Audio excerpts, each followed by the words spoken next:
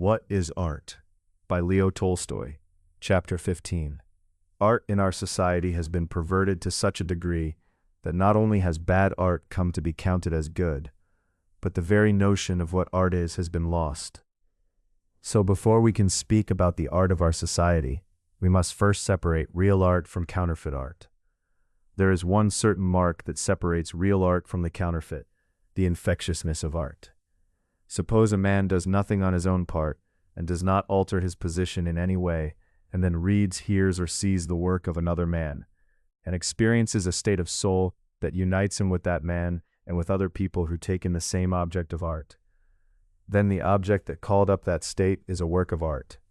However poetic a thing may be, however true to life, however striking or entertaining, it is not a work of art if it does not call up in a man that feeling which is quite unlike any other, the feeling of joy, of union of soul with another, the author, and with others, the listeners or the viewers, who take in the same work.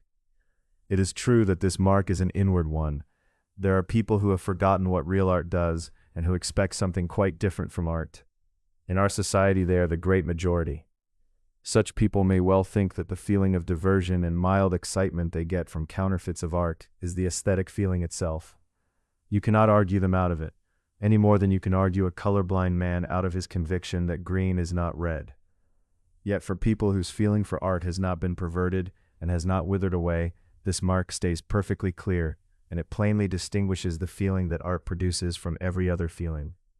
The chief thing about that feeling is this: the man who takes the work in merges with the artist so completely that it seems to him the thing he is taking in was made by no one else but himself, and that everything the thing expresses is exactly what he has long been wanting to express. A real work of art destroys, in the consciousness of the man who receives it, the separation between himself and the artist, and not only between himself and the artist, but between himself and everyone else who takes in the same work of art. In this freeing of the person from his separation from other people, from his loneliness, in this merging of the person with others, lies the chief attractive power of art and its chief property. If a man experiences that feeling, if he is infected with the state of soul the author is in, and feels himself merging with other people, then the object that called it up is art. If there is no such infection, no merging with the author and with the others who take the work in, then there is no art. And infectiousness is not merely a certain mark of art. The degree of infectiousness is also the only measure of the worth of art. The stronger the infection, the better the art is art, leaving its content aside. That is, regardless of the worth of the feelings it carries. Art becomes more or less infectious because of three conditions. First, the greater or lesser individuality of the feeling carried. Second, the greater or lesser clarity with which that feeling is carried. Third, the sincerity of the artist, that is, the greater or lesser force with which the artist himself experiences the feeling he carries. The more individual the feeling carried, the more strongly it works on the man who receives it. The more individual the state of soul into which he is carried, the greater his delight, and so the more willingly and the more strongly he merges with it.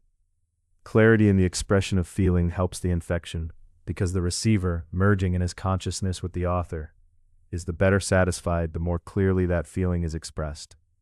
It seems to him he has long known and felt it, and only now has found expression for it.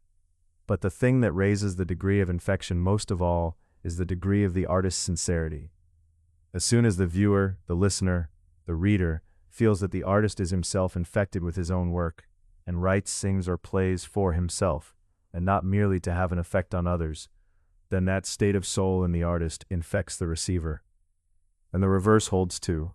As soon as the viewer, the reader, the listener feels that the author is writing, singing, or playing, not for his own satisfaction, but for him, for the receiver, and does not himself feel what he wants to express, then resistance springs up. Then even the most individual and novel feeling, and the most skillful technique, not only make no impression, they repel. I speak of three conditions of infectiousness and worth in art. In essence, though, there is only one condition, the last, that the artist should feel an inner need to express the feeling he carries. That condition contains the first, because if the artist is sincere, he will speak the feeling out as he received it. And since no man is like any other, that feeling will be individual for everyone else. The deeper the artist has drawn from himself, and the more heartfelt and sincere the feeling, the more individual it will be. And that same sincerity will drive the artist to find a clear expression for the feeling he wants to carry. That is why this third condition, sincerity, is the most important of the three. It is always present in the art of the people, which is why that art works so powerfully. And it is almost wholly absent from the art of our upper classes, which is turned out without a pause by artists working for their own personal ends, for gain or for vanity. Such are the three conditions. Their presence separates art from the counterfeits of it, and at the same time, it settles the worth of any work of art, regardless of its content. If one of these conditions is missing, the work no longer belongs to art, but to the counterfeits of art. If a work does not carry the individual peculiarity of the artist's feeling, and is therefore not individual, or if it is expressed unintelligibly, or if it did not come out of an inner need in the author, then it is not a work of art. But if all three conditions are present, even in the smallest degree, then the work is a work of art, however weak. The presence, in varying degrees, of these three conditions, individuality, clarity, and sincerity, settles the worth of works of art as art, regardless of content. All works of art take their rank in worth according to the greater or lesser presence of one, another, or a third of these conditions. In one, the individuality of the feeling carried predominates. In another, the clarity of expression. In a third, sincerity. A fourth has sincerity and individuality, but lacks clarity. A fifth has individuality and clarity, but less sincerity, and so on, through every possible degree and combination. That is how art is separated from what is not art, and how the worth of art as art is settled, regardless of its content. That is, regardless of whether the feelings it carries are good or bad, but what settles whether art is